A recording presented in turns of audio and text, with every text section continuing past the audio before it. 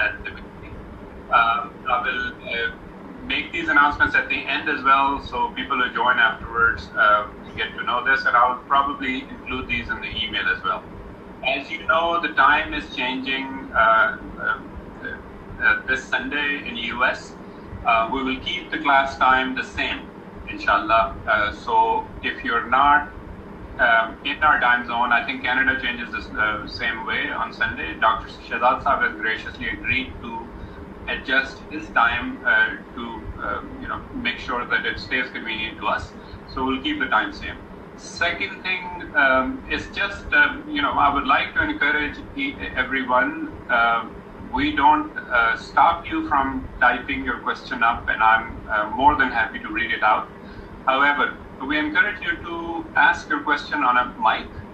There are two reasons for that. One, sometimes I may not be able to ask the question the way you wanted to ask by reading the typed up question. And second, I typically leave the mic open for you if you open it, if you ask the question over the mic. So if you have a follow-up, then you can ask Dr. Shahab that follow-up right away. And in case of a written question, I have to move on, so your follow-up is missed. Anyway, we encourage you to ask it on the mic, but if you are comfortable typing it up, I'm more than happy to read it out for you. Dr. Shahab, we're all ready. You can start when you're ready. Thank you. Bismillahir Rahmanir Rahim. So we begin our fourth session. This is the fourth session of our study circle. And as has become conventional, we start off with a discussion on basic human value, and then we move on to some misconceptions that generally go under the label of Islam. So you might be remembering that in the last session, we had discussed charity and charitable behavior and how we can become people who are beneficial not only to our own selves, of course, we should be reaping the benefits of the mercy of the Almighty, but at the same time, our own benefits should reach out as far as possible to people around us. So on a similar note, today we shall discuss the basic human value, another basic human value, and that I call, and that all of us, of course, are unanimous in calling selflessness. So selflessness is something which you can clearly see is at the pinnacle of all human values, as the word itself shows that it is the opposite of selfishness. It is something in which we prefer other people over our own selves. And you might be remembering that we had talked about last time regarding a very, very exceptional quality of a believer as has been laid out in the Quran in Surah Hashr.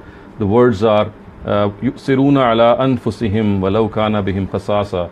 And the Quran, while praising believers, says that the outstanding believers and outstanding Muslims are those who give preference to other people, to the needs of other people, in spite of the fact that they themselves are in need. So the pinnacle of all such values, as you might agree, is this selflessness. It lies at the top of all basic human values which are common to all of us, and this is something that we see all around us. I think that it does not need any explanation that whenever we wake up in a family, whenever we constitute a family, whenever we come together to live in a family, the biggest and the strongest manifestation of selflessness is the role of our mothers. The way they bring us up, the way they sacrifice their own needs for our needs, the way that they never expect anything from us in return, the way they might even not bother that if we are, for example, impertinent to them, rude to them, but against all odds, it's in spite of this rude behavior, in spite of our bad demeanor, mother is one relationship in which she'll do anything, simply anything, in capital words, for the benefit, for the upbringing of her children. So I think this is something that we do not need to learn, we just need to seek and be more sensitive about by just looking at the role of the mother. Selflessness is found quite naturally amongst us. It's a human value which is found in each and every human being, and that is why it's called a human value. Regardless of our faith, we can be Christians, we can be Muslims, we could be Hindus, we could be Jews, we could be Zoroastrians, we could follow any faith, but still we can end up as being selfless people, as people who think about others, as people who are not selfish. So, as I said, the only thing here is that we need to sharpen our sensitivity towards selflessness. And the best way, I think, to do that is that we should look at the role of our mothers and we should observe them more minutely. Of course, we do observe our mothers. All of us are affected by their affection and by the way they treat us. But let us be more careful in observing how a mother goes about nourishing, nurturing her child and giving up her own comfort, her own finances, her own needs. Everything that she has is for her children. And the best part is that she does not expect anything in return, although not doing something in return is simply disobedience and defiance and a very bad behavior. But believe me, I think you will all agree that if mothers do something that they ought to do, they'll do that, they'll continue to do that even if they face adverse behavior, even if they are treated badly. So I think in one way we are blessed, all of us who have mothers. And I think that all those people who have mothers living around them should also be very, very careful that people who have lost their mothers around them, they have lost this opportunity, they have lost this chance to learn selflessness, because a very, very effective means in their surroundings have been taken away from them. And soon it will be taken away from us as well, all those whose mothers are living. So before we lose our mothers, let us be more attentive, let us be more careful in observing how a mother sacrifices everything that she has for the needs of her children. So this is how we'll go about discussing this value, that our primary objective is that we are able to sharpen and sensitize ourselves towards selflessness by visually observing this magnanimous, this magnificent feat around us. And as I said, the best way is our mothers. The second thing I would like to draw your attention to is that let us also look at Mother Nature. So we had mothers in the first place, and now we have Mother Nature. Mother Nature, of course, is something that we all observe ever since we are brought into this world and we continue to grow up. Thus, we see the sun rising and setting, not for itself, but for us. We see the moon. Is it now okay?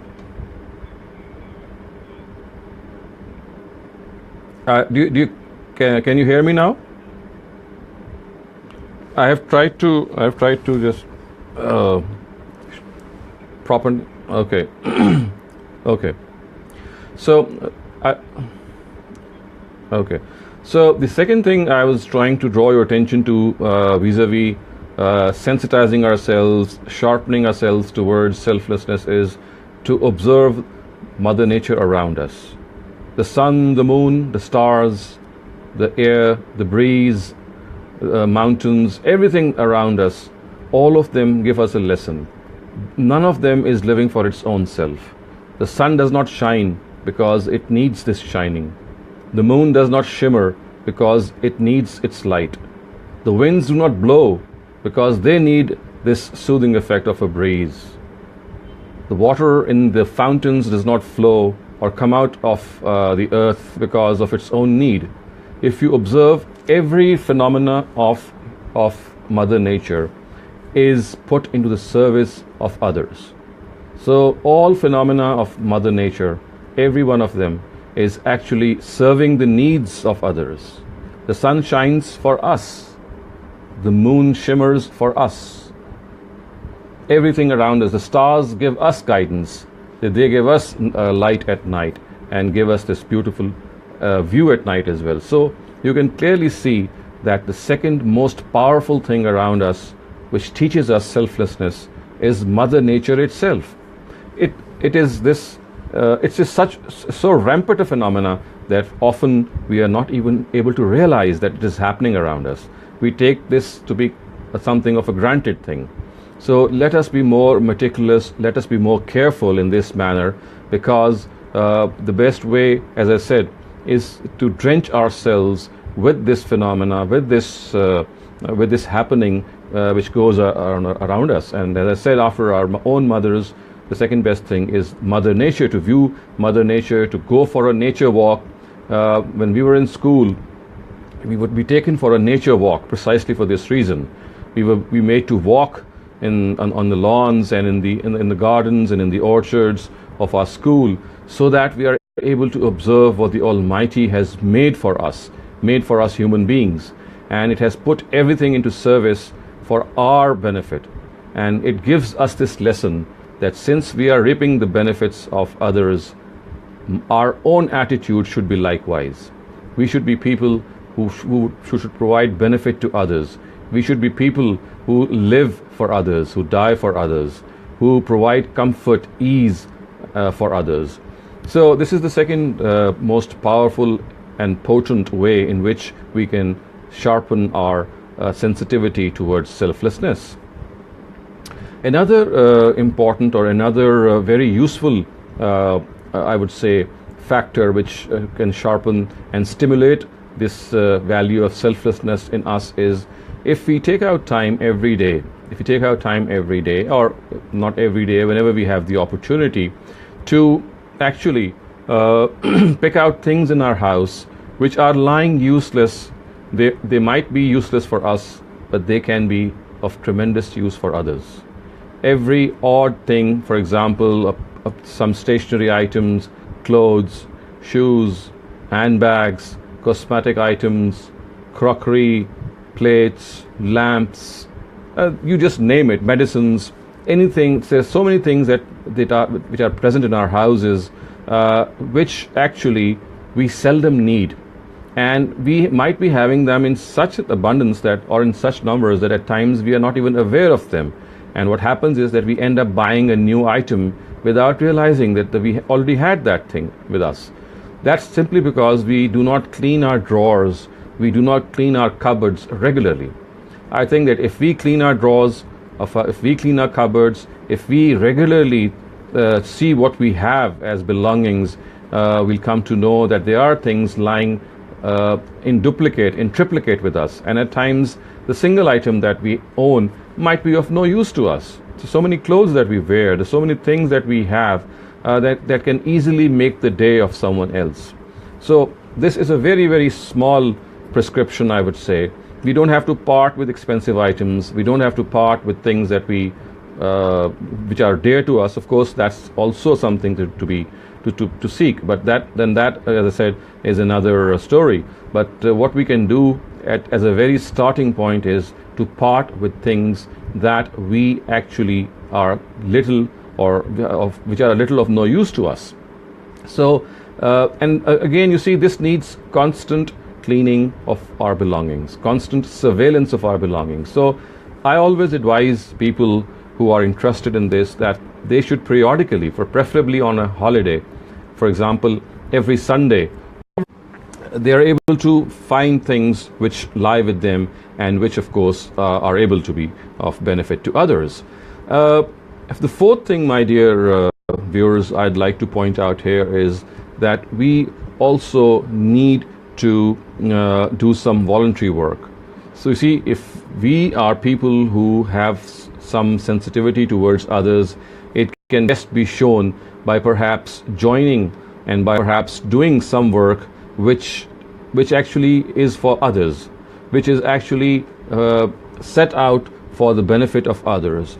For we have a lot of organizations who do community work, community service, all sorts of work, not only for human beings, but for animals as well, for plants as well, for all types of hardships. They cater for them. They cater for old age. They cater for sick people. They cater for all kinds of people who are in distress. So another way to create this selflessness phenomena in us, it's already there, as I said, but we need to sharpen it, is that we must try to take up a weekly voluntary activity. This will, of course, be something which really benefits us, which really takes its influence to an ultimate extent.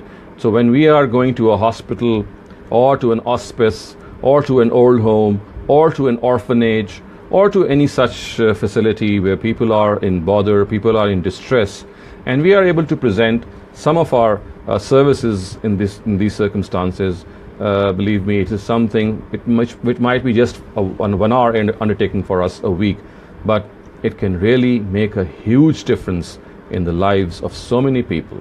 So I would say another very important area, a very good area, a very effective area is that we should take up this community service, community work, voluntary work, and try our best that we are able to serve our people. The fifth suggestion that I'd like to give here is that we have a selfish motive as well in being selfless.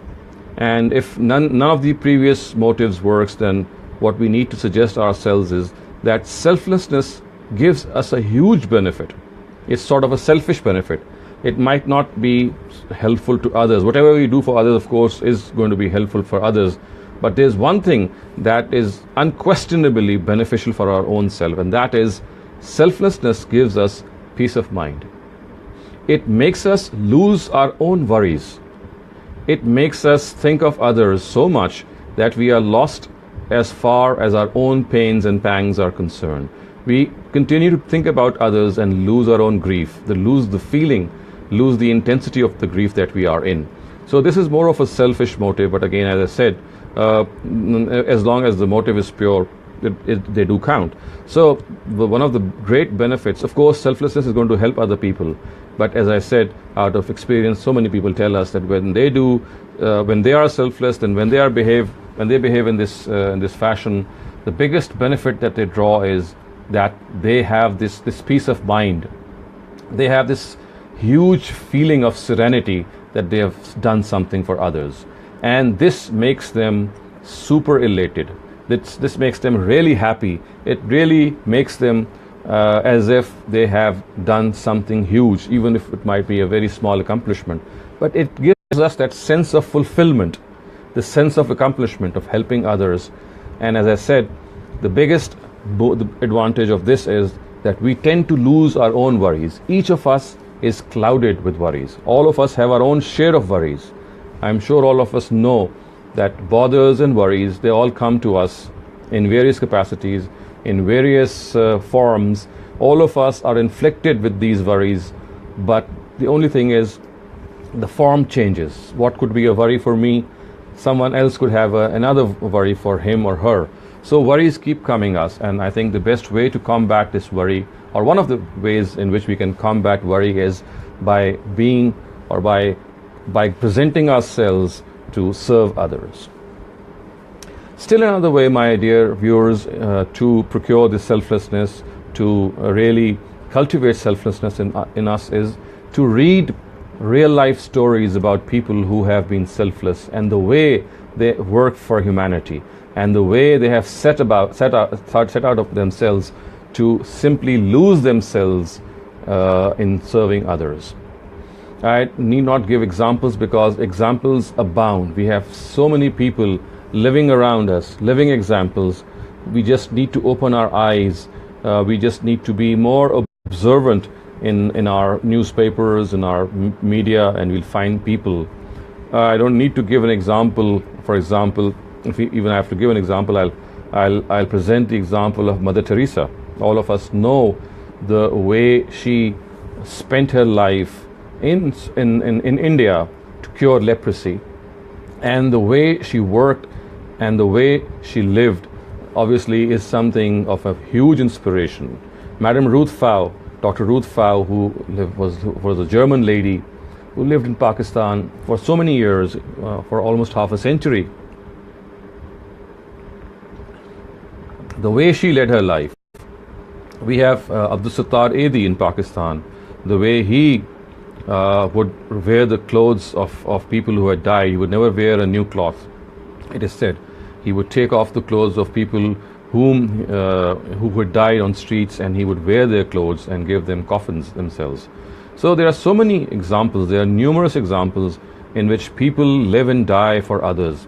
And I personally think that we have a lot to learn from Christian missionaries.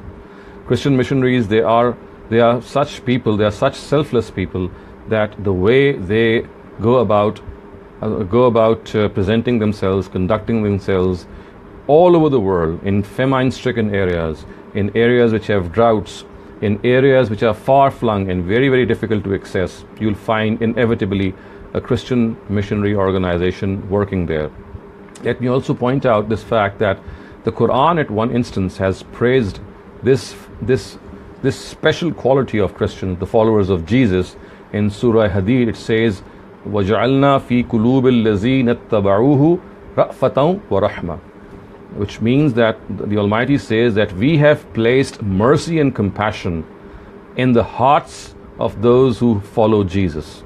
So this is a huge compliment which is paid by the Quran to Christians, to the followers of Jesus, and which you people living in the North American continent would be so very familiar about in your own surroundings, the way they have kept alive this torch. They have kept alive this torch of selflessness, and it shines even more brightly in each coming day simply because of this special compassion, this special mercy that they have. So I'll end this session here, my dear viewers, that let us be more careful in observing this trait of selflessness. Let us be more sharp and more attentive to be selfless. It's always easy to be selfish. We are always living our own lives. We are thinking about our own selves. We are thinking about our own families. We are thinking about our own future. This is something which comes to us naturally, and of course there is nothing wrong in it. But then let us add this feature to our future thinking, to our own planning, that we shall think not only about our own selves, not only about our own families, but about people who live around us, people who are in bother, people who are in distress, people who are in pain. We will go and find out these people. And in these days of technology, it has become so easy to do so that we can simply use our smartphones to our own advantage. We can keep track of people. We can keep in touch with people through this social media phenomena, which is so rampant these days. It's so easy to look after people through these various contraptions. So I'll end this first session with this appeal, with this request, that if we are selfless, if we are people who really want to become or to leave a mark in this world before we go away, then the only way perhaps is to live for others and to die for others. So I'd like to answer any questions that we may have regarding this particular topic before we go on to the next part of our session.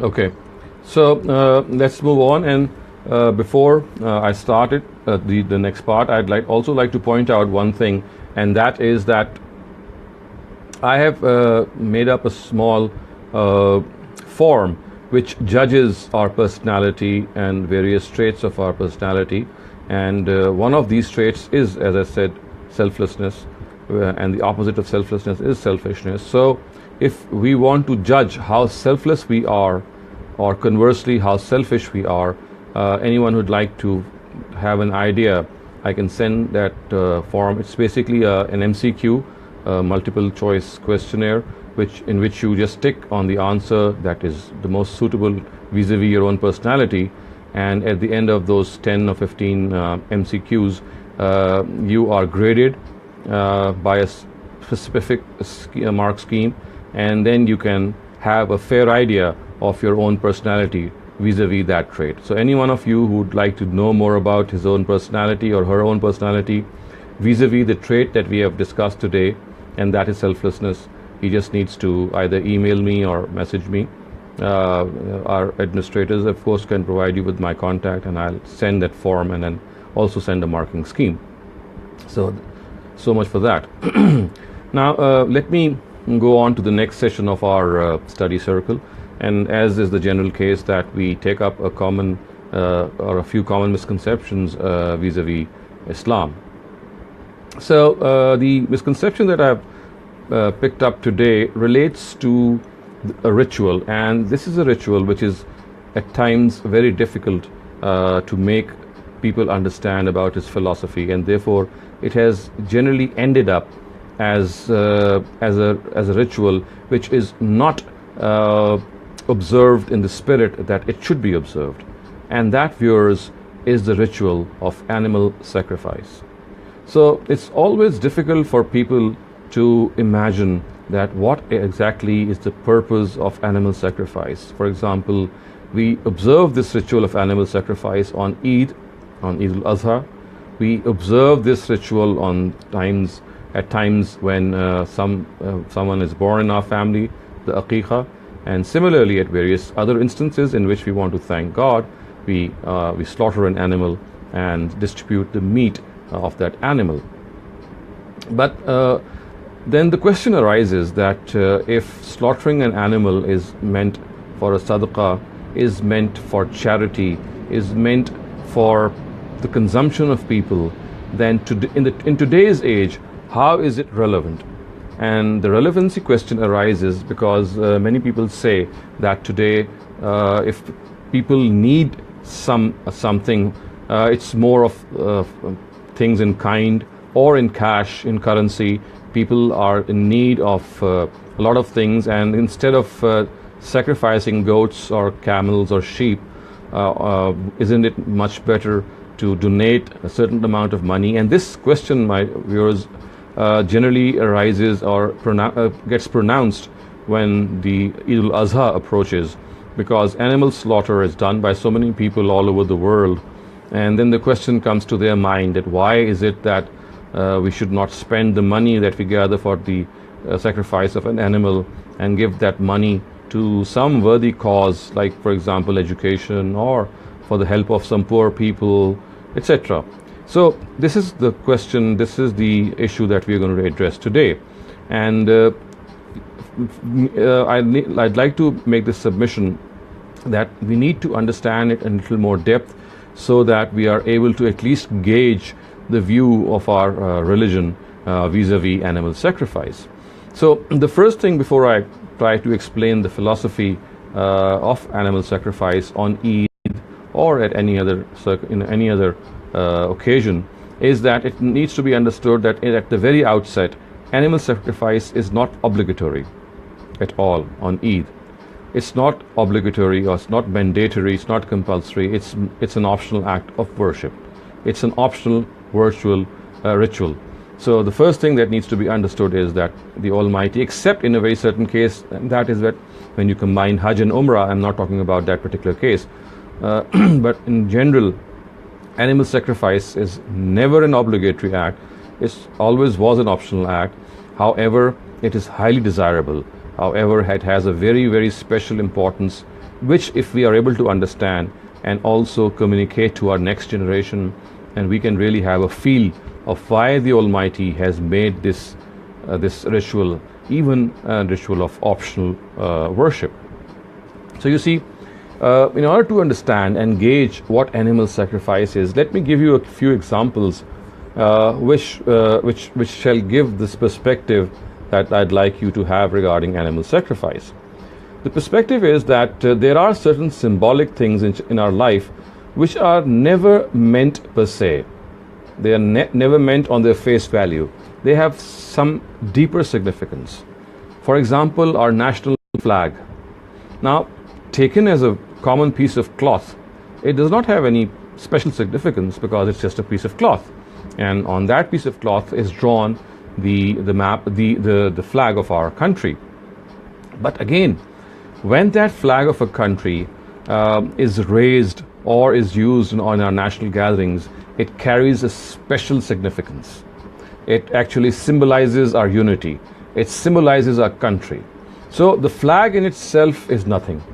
it is actually conveying a deeper reality, and that it is the symbol of unity or the symbol of representation of a country. So you see, there are certain things in our lives which have significance not because of what they are or what they appear, but because they have a deeper link to our lives.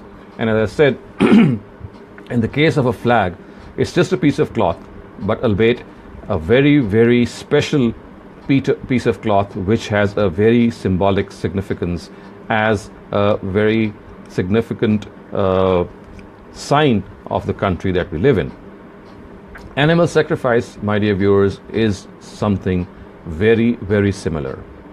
When we sacrifice our animal or an animal, the basic purpose is that we symbolize ourselves, that we are presenting this animal before the Almighty on this occasion with the niyyah, with the intention that tomorrow, if our own life is needed, if our own life is needed to be sacrificed for a cause worthy to God, we'll never abstain.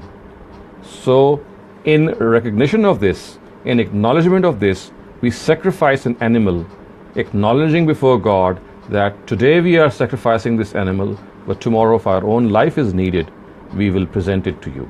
So basically, animal sacrifice symbolizes our own will to sacrifice our own lives for the cause of the Almighty. The animal that we are sacrificing is basically a substitute for our own lives.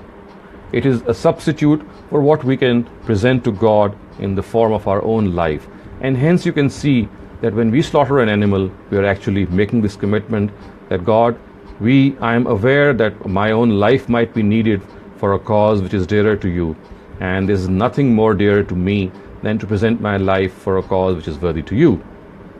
So now if we understand this significance, then another question which comes to mind and which I think is solved at the same time is that when people think that the purpose of animal sacrifice is to slaughter an animal and to distribute its meat, here comes that hitch, that problem, which actually makes us think that why at all should we do that? So this explanation should tell us that the purpose of animal sacrifice is not distribution of meat.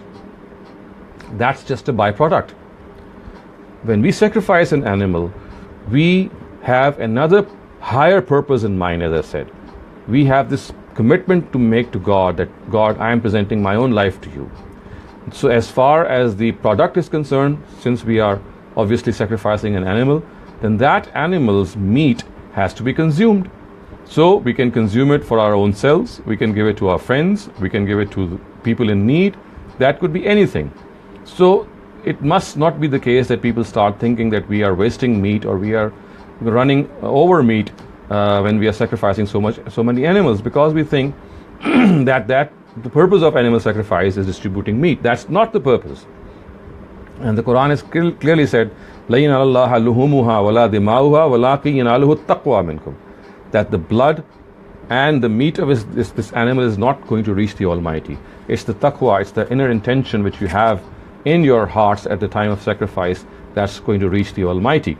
So as I said, that we need to understand that when we slaughter an animal, the issue of distribution of meat is not the purpose of animal sacrifice. It's just a byproduct. It's just an added advantage that we can make use of that meat to either give it to others or even use it for our own selves. We can keep all the meat our own selves. We can do anything with that meat. There's nothing stipulated in this regard.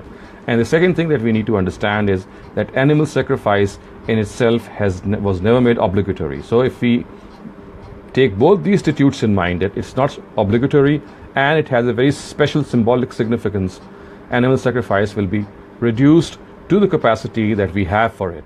Instead of every person going for sacrifice, we can symbolize it in one family or even a larger family if need be, if circumstances are such. For example, we know that so many countries in the West, we are not able to sacrifice animals before our own selves because of restrictions and so many other things.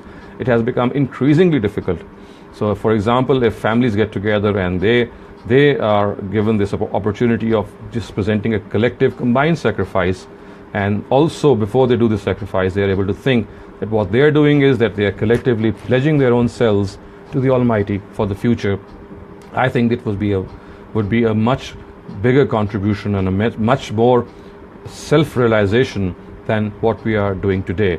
Today we are doing an animal sacrifice without realizing its purpose, and we are doing animal sacrifice without even knowing the purpose that we intend to do it, and also we have made it a status symbol. And in countries like the US or the UK or Australia or some of the other Western countries, it has become virtually impossible to sacrifice animals because of the municipal restrictions.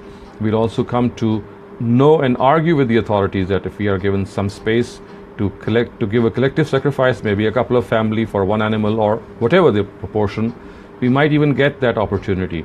And when we see an animal being slaughtered in front of ourselves, we should stand there as if possible, because that's something which is going to make us motivated that this animal is actually a substitute for our own life. So I'd like to underscore this point. Since another very concept, another very similar concept is linked with this animal sacrifice, I am also going to take it up in this, and I also like to point out that the point which I'm going to just now speak upon is also one of the causes for atheism. For one of the causes of atheism or leaving God or leaving religion is the one that I'm just going to speak to you now, and it also relates to animal sacrifice. And that is that why did the Almighty ask Abraham sallallahu alaihi wasallam to sacrifice his son Ishmael? Why? And as I said, people who have become atheists, if you ask them amongst many questions, some of them also say that they would not like to believe in a God who has asked his celebrated prophet to sacrifice a son who was begotten at such a ripe old age.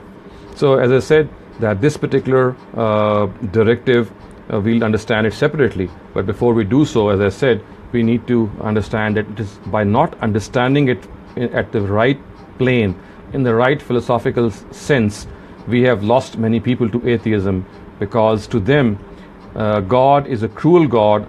God is someone who is very callous, because he has asked an animal, a prophet of God, it's not just an animal for sacrifice, but a human being for sacrifice. Sacrificing an animal obviously has had its own questions, but now this is one step ahead. The Almighty has demanded at one point of time in history the sacrifice of a human life, and that too by a very famous prophet of God, and that too of his son, who was destined to become another prophet of God. So this is something of a question which has bothered many people, and let me try to answer this question in the light of the research carried out by a very famous scholar of the subcontinent, Imam Hamiduddin Farahi, who has written extensively on this subject, and by quoting ancient scriptures and the Quran has endeavored to answer this question, of course by using the language of the Quran directly, and by adducing from the words of Surah Safat, in which this incident of sacrifice is mentioned vis-a-vis Abraham and Ishmael sallallahu alaihi wasallam. So the words of the Quran, as if you can just recall Surah Safat, I'll just recite those words to you, were that when Abraham laid down Ishmael so that he could cut his throat, the words of the Almighty which were revealed at that time were Qad saddaqta ru'ya, which means, Abraham, you have made your dream come true. It was not required. So if we study ancient scriptures, and if we also study the phenomena what we call dreams of the prophet, we come to realize that the dreams which are shown to the prophets of God, they are basically meant to instruct them.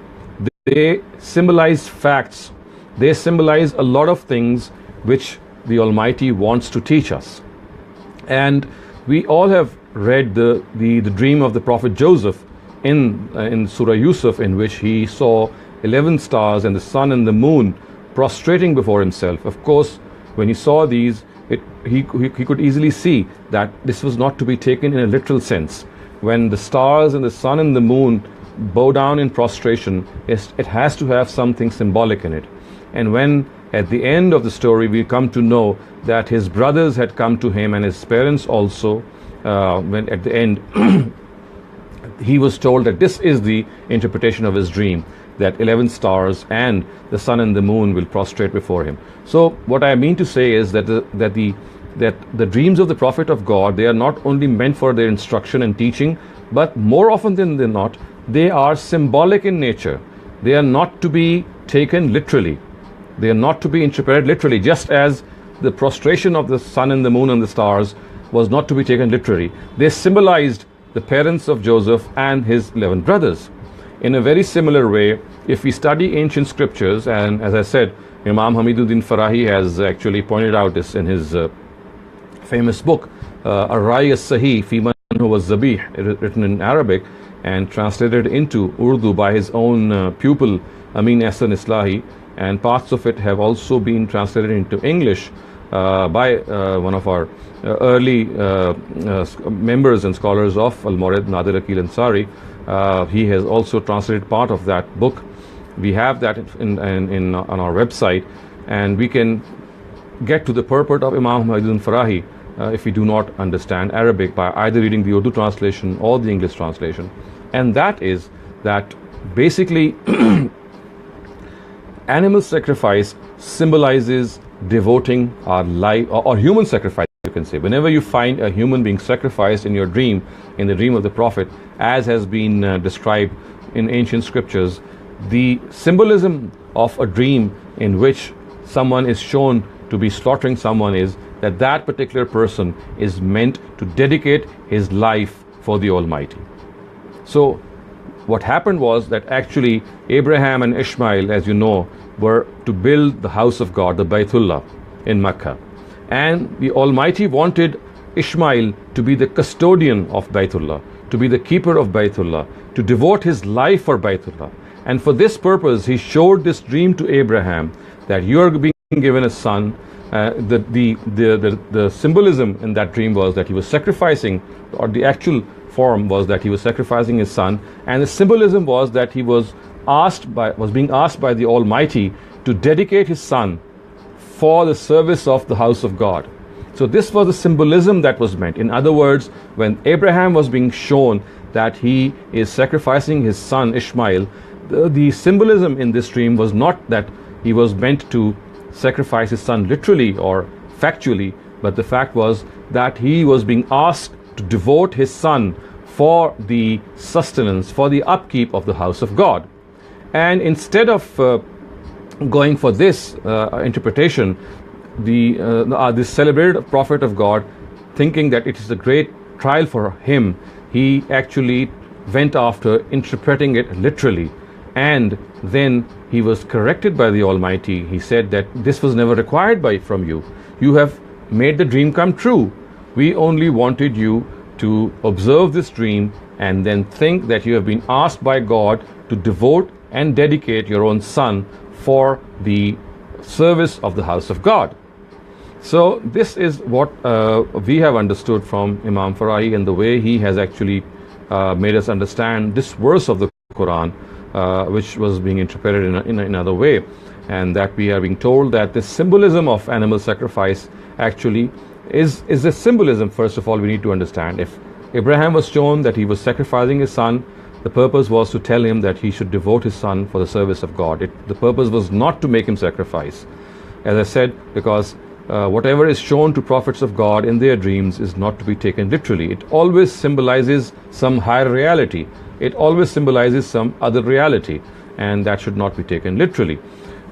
So we need to understand that the Almighty, as a result, never asked for a prophet of God to literally put a knife on the throat or to slaughter him, because this was, as I said, what the dream said, what the dream symbolized, and the dream itself stood for a symbol. So the symbol behind that was to dedicate Ishmael, which ultimately happened. We know that later on, first Abraham and then Ishmael, they became the custodians and the keepers of the house of God. So with these two explanations regarding the purpose and philosophy of animal sacrifice, and also why the Almighty asked for the sacrifice of Ishmael, what was the reason or the symbolism behind it, I come to the end of today's session and would be very glad to answer any questions that you might be having. Thank you.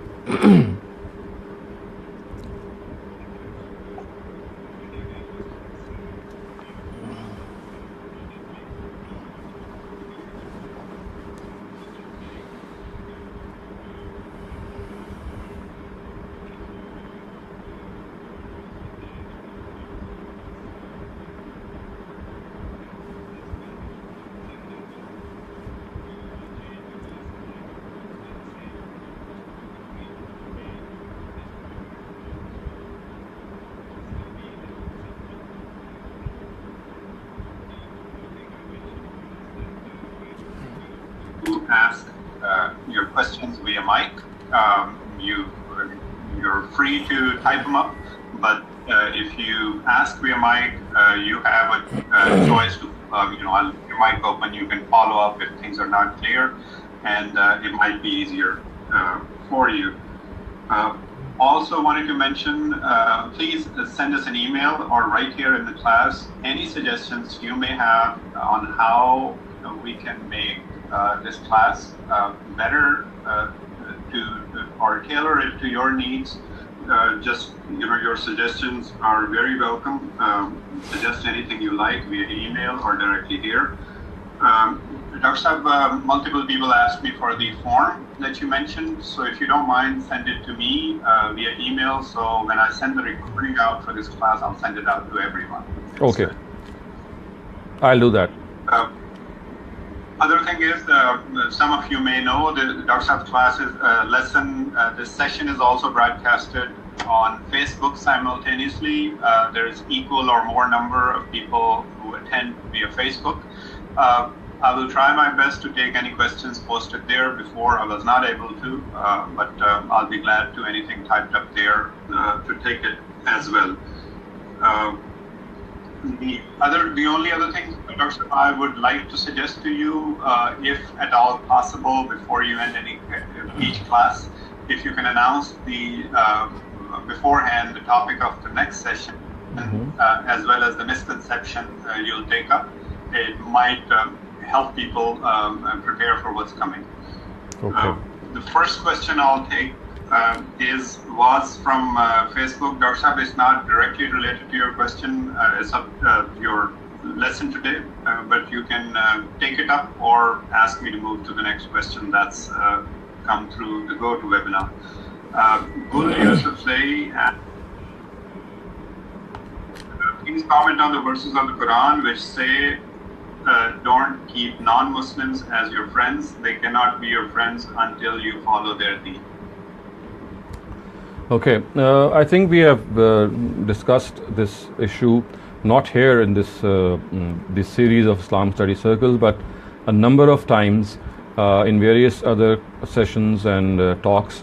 But just to briefly recap, when the Quran says لا تتخذوا اليهود والنصارى أولياء من دون المؤمنين, or لا يتخذ المؤمنون الكافرين أولياء من دون المؤمنين, which means that do not befriend the Jews and the Christians, then we need to understand that the Jews and the Christians which are mentioned in the Quran are entirely different from the Jews and the Christians that we encounter today in our own lives. The people living around us, they are a different category of Jews and Christians. And I say this because the Quran itself has specified that the Jews and Christians of the times of the Prophet, they became kafirs or disbelievers by intentionally denying the Prophet or the truth which was right before them. They were absolutely convinced of the truthfulness of the veracity of the Prophet, but in spite of being convinced, they had denied, and therefore invited the wrath of the Almighty by telling the Muslims that they should not befriend such people who know what the truth is and they still go against it. So the prophets of God in their own lifetimes, they deliver the truth, and the people who are the Rasul among them, the messengers, they actually give make this communication in such a conclusive way that there is absolutely no excuse for other people to deny it. And this in the terms of the Quran is called itmamul hujjah, which means the completion of the argument. And that in fact means that the argument is presented in such a way, in such a conclusive way, in such a complete way that no one can deny it. So the Christians and the Jews of the Prophet's times were those Christians and Jews who accepted the Prophet. They knew he was a prophet of God, and in spite of that, they rejected him. Today's Christians and today's Jews are not necessarily among these people. We cannot pinpoint who amongst these Christians or Jews are ones who are deliberately denying, or whether they are denying in some confusion, or denying because of some question that they might be having, or maybe even denying because the news has not properly reached them. So we find all these categories of Muslims, of non-Muslims, or Jews and Christians, or other denominations around us. So therefore we need to understand that we must interpret a verse of the Quran in the context it has been revealed. The context of making Jews and Christians not as your friends, as I said, is that these Jews and these Christians who have denied this prophet of that we have sent among them, in spite of being fully convinced in their hearts that he is a true prophet of God, do not make such evil people your friends. So this is my answer.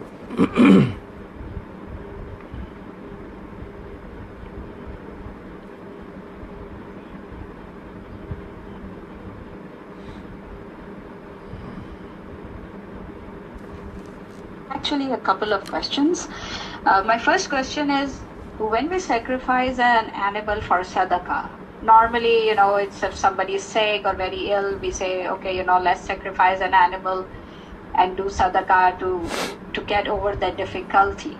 So how does in that case it relates to the spirit of the sacrifice as you described it, that it's to show Allah subhanahu wa ta'ala that we are willing to sacrifice our lives for his sake? That's my first question. The second one is, you suggested that if there is a problem with slaughtering the animals, family can do one for the whole family, or few families can do one. However, I want to know, if there is no problem and if you do have an opportunity to sacrifice, is it preferable that we do it individually if we can? Or is it still okay to just do one for a family? So if you can please answer that. Thank you. As far as your as far as the first question is concerned, hello. Yeah. Okay. The first question is that as far as giving animal sacrifice as charity is concerned, that the aspect of giving your own self still remains there. But the element of gratitude, the element of helping others, as I said, is a byproduct. It's always a byproduct. Whenever you are sacrificing an animal for the benefit of other people, for example, distributing the meat for to the poor people, that the element of your own life as a symbolism is still there. But here you have the purpose of actually distributing the meat of that animal to other people, as the case would be. And as I said, that we also need to understand that animal sacrifice is not the only way in which the sadaqah can be made. For example, today it can be made in cash and can be made in kind, in currency, and so many other ways. But if we have to distribute meat, if that is what we want, of course we can do it. But the philosophy will still remain the same, that we are presenting our own life as substitute, and the only thing is that that particular meat that we are getting out of that animal is meant for distribution. The philosophy will never change, as I said, that once a ritual has that basic underlying philosophy, it always remains the same. The only thing is that the purpose for which that is used may change with the objective that we have in mind. And as far as the second question that you asked is concerned, as I said, that animal sacrifice in itself is an optional thing. It's a totally optional thing. Even if you have the opportunity, even if every person has the opportunity to sacrifice an animal separately, even then it's up to him or her. So you see, first of all, what we need to tell people is that it's a matter of your own choice. It's purely up to you whether you want to sacrifice an animal or not. And if you don't do it, you will not be sinning.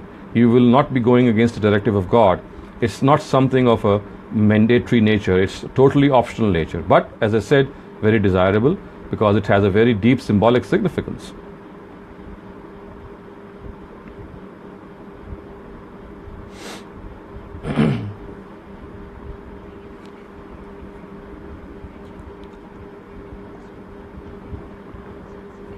Right.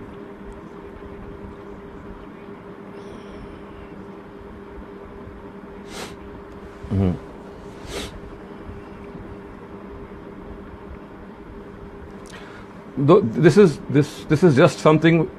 There's something which has just become famous. The Prophet never ever said made this distribution. This is something that people. I think it's a very good formula. But as far as the nature of this formula is concerned, it is not the Sharia or law or something which the Prophet said. It's what people devised for their own selves, and gradually it became famous. It's entirely up to us. We can use all the meat for ourselves. We can distribute all the meat to our friends. We can distribute it to all the poor. It's entirely our own prerogative.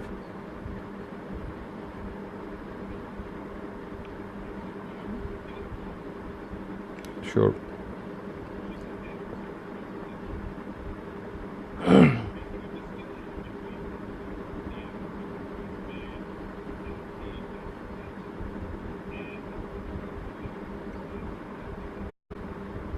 No, as I said, I am talking about the animal sacrifice which is made on Eid. As far as the sacrifice which is done on Hajj, that, as I said, is an exception. That's an obligatory sacrifice, and that sacrifice is done because when people combine Umrah and Hajj in one journey, then this sacrifice has to be done as an atonement, as a kafara, because the Almighty wanted that we should undertake separate journeys for Hajj and for Umrah. But because of our own limitations, we undertook a single journey and observed or offered Umrah and Hajj in the same journey. So the sacrifice that we do at that time, for people who actually do Umrah and Hajj when they go for Hajj, for them it's mandatory, and as I said, it's basically a penalty. It's basically an atonement that what you were required to do in two separate journeys, you have ended up doing in one journey, and therefore as a penalty you sacrifice an animal.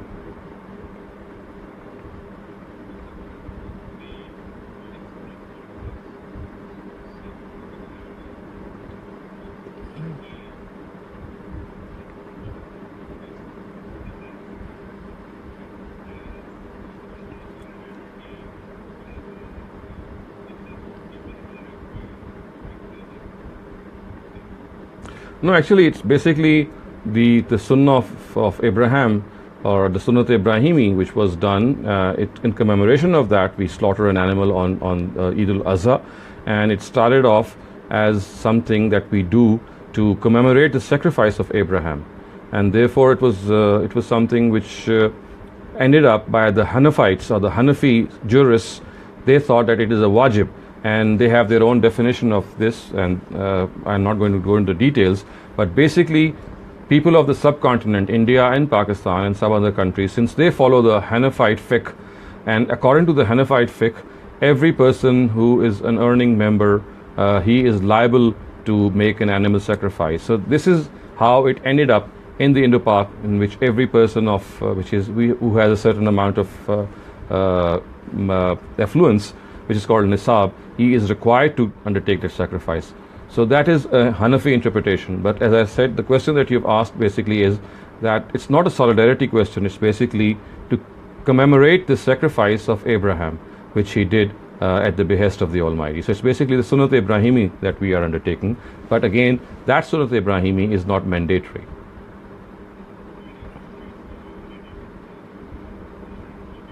The Hanafi, right, right.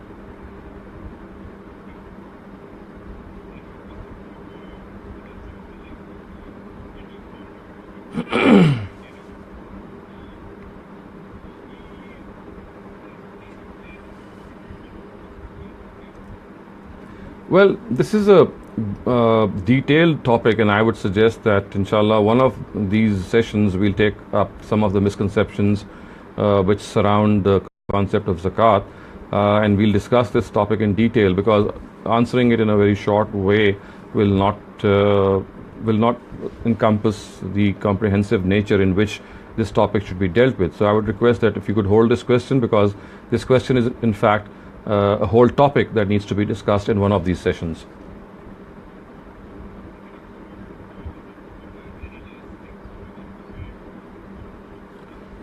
Well, just as I said that I'd like to request all our participants that do give us this feedback if they think that these sessions are they need to be changed or added something, it will be benefit for us, because I've always said this, that we are basically staring in the dark, because we are not able to see your faces, we are not able to read your faces and not know what exactly is the delivery and how we are trying to put across things. So it always helps if you give us feedback, and always I will say that keep this feature, this aspect of personality development before you, of becoming better individuals, better human beings, because that is the first question that we are going to be answerable for when we appear before the Almighty.